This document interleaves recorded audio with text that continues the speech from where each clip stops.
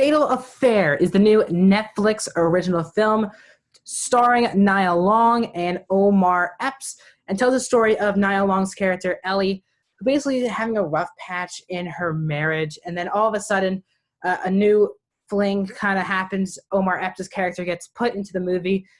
He was a person that she knew in college but hadn't seen him in 20 years. They have a little incident at a club, and from there we learn different things about Omar Epps' past and how that now is affecting Nia Long's family. My name is Max Sandberg. Well, thank you for joining me on another review. This is Max Talks Movies. If you're joining me for the first time, Max Talks Movies, thank you so much. Let's join the journey. Click that subscribe button below the screen. Also, ring the bell for notifications on upcoming videos. It'll be a busy couple of weeks here on Max Talks Movies. Also, if you're also still here with me, and thanks for all the support I've been getting on social media and on via YouTube, you can also hit that like button. Also, share the video. Share the video for everybody who thinks, whoever likes this type of content, share that video to them so we have more people to bring on the journey, as we're very close to hitting that 100 subscriber mark, which is a great milestone for Max Talks Movies. So how this review works, I'll go through my positives, then I'll go through my negatives, and then I'll give you my score out of 5 stars with a percentage, and then I'll tell you where that fits into my ranking of the films, both on Netflix original films on the year and for just movies themselves in the year 2020. I saw the trailer for this, I think, last week, and I was just not excited for this movie. Then I learned that the director of this film directed a film that I saw last year on Netflix called Secret Obsession, which is a Netflix original film last year with Brenda Song, about how Brenda Song basically loses her memory, and then this guy who acts like her husband but isn't, obsesses over her and lives with her and that type of stuff. And this movie felt very similar to a movie actually I saw last year called The Intruder with Dennis Quaid, and then a movie that came out, I think it was like 4 or 5 years ago, called The Perfect Man or something like that, with Sanaa Lathan, Michael Ealy, and Morris Chestnut. And this movie, what this movie has in common with all of those movies, that all of them are just bad and pretty bad. The Intruder for me was at least entertaining and funny bad. This movie is just bad in general. Before I get on my negatives, but the cast here is really trying. I'm definitely really support Nia Long from the Fresh Prince days to, I just saw her in The Banker, which was an Apple TV Plus original film this year. And I really enjoyed that film more than most people, it seems like. And she was a really good part playing Anthony Mackie's wife in that film. But as a whole, she is definitely the strongest part of the movie. I think her relationship with her husband in the film does work. Played by Stephen Bishop. They have a really great relationship, and you really do feel like they are husband and wife, which is what this movie misses for most of this movie, are the relationships between characters. And the one they do nail is the husband and Bishop and Long's relationship. Also, Omar Epps is trying here. I'm not going to blame Omar Epps for this film, but I think he needed different direction to get over who his character was. And I got to go to my negatives. I can't really think of positives for this film, so I'm just going to go right into the negatives. This movie is bad, and it is an hour and a half, so it is not, even if it's bad, it's not that hard to get through. But it is a tough watch, though, at times, because the film is actually extremely boring for an hour and a half. Most of the films like this have a lot more action in them, a lot more fight scenes between our obsessor and the person that he or she is obsessing over, but we really don't get an action until maybe the final 15 minutes of the film and the opening scene. But again, in the opening scene, you don't really see anything. This is also a non-spoiler review, so I'm not going to spoil the movie. But the opening scene, you don't really see what's going on. And then in the ending, you just see what's going on, but it just rushes through the action. So for a movie that like this, I'm also in the mood for more action. And a lot of these films take itself way too seriously, and this movie takes itself way too seriously, even though there are a lot of plot holes and a lot of things that happen in this film that probably wouldn't happen in the year 2020 as a whole. Or I mean, not in that pandemic reason, but in the reason of just how technology works, what a hacker truly means, and just that type of stuff. I mean, this movie completely loses it. Early on, the movie's also just by the numbers, generic, and one of the more predictable movies you'll probably see this year, especially coming from this type of genre. It's extremely predictable. And each twist, they think it's really clever. There's a thing where Nia Long needs to get into Omar Epps' computer, and literally it's the same password, the same type of password type of thing that was used in Secret Obsession, Peter Sullivan's last film last year.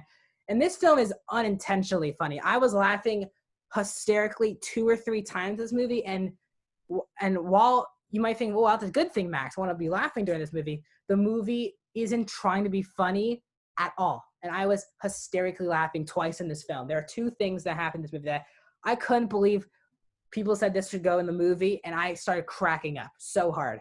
If that tells you anything about this movie, that should itself. I also thought the movie just didn't need to, I think some of the characters didn't need to be that serious. Omar Epps did not need to be that serious. His character is made literally to be an over-the-top character.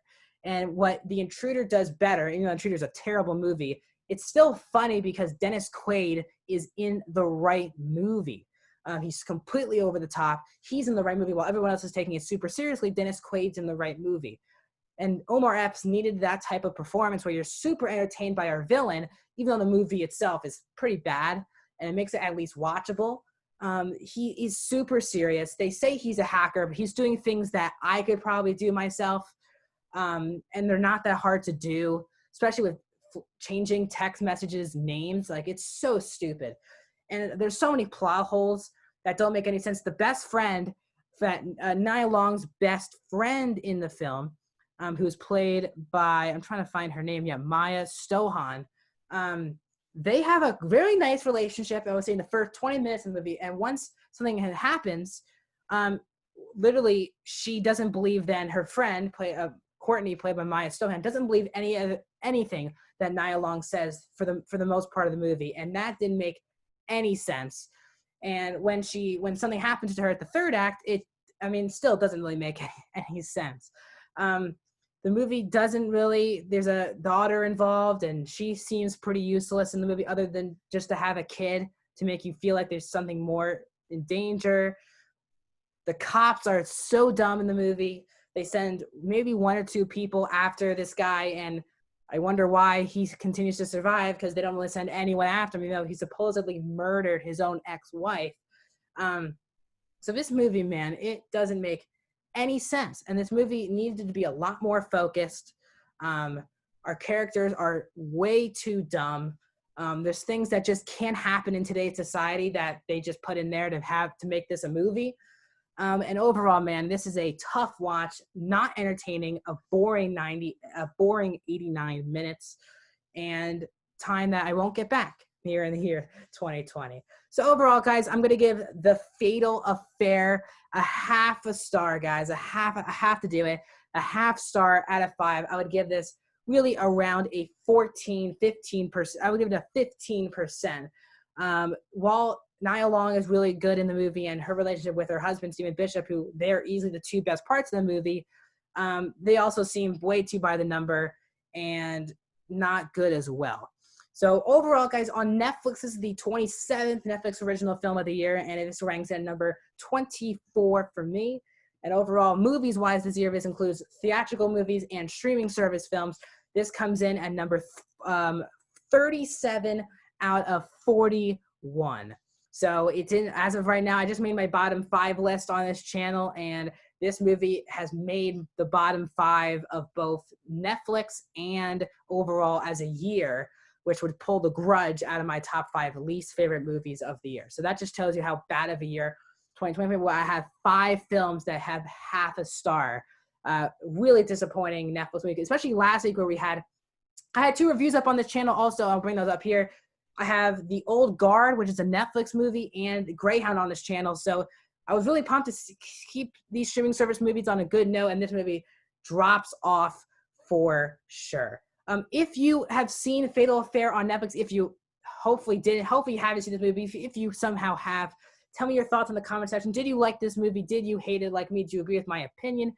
If you haven't seen it, did I not make you want to see this movie? Or are you still interested in this movie to see how bad it truly is? If you enjoyed this review, please consider hitting that like button, hitting that subscribe button, and ringing the bell for notifications, and sharing this video. You can find my social media on both Instagram, Twitter, and Letterboxd in the description below. This upcoming Saturday, guys, if you're new to this channel, I do a thing live on air with my friend Ty Simpkins, who's an actor from Iron Man 3 and Jurassic World. We do rankings of franchises, and this Saturday from 11 a.m. to 12 p.m. Pacific time, I'll be live with Ty and our friend Joe Baldwin, and we'll be doing our top 10 Pixar films of the year. That's this Saturday from 11 a.m. to 12 p.m.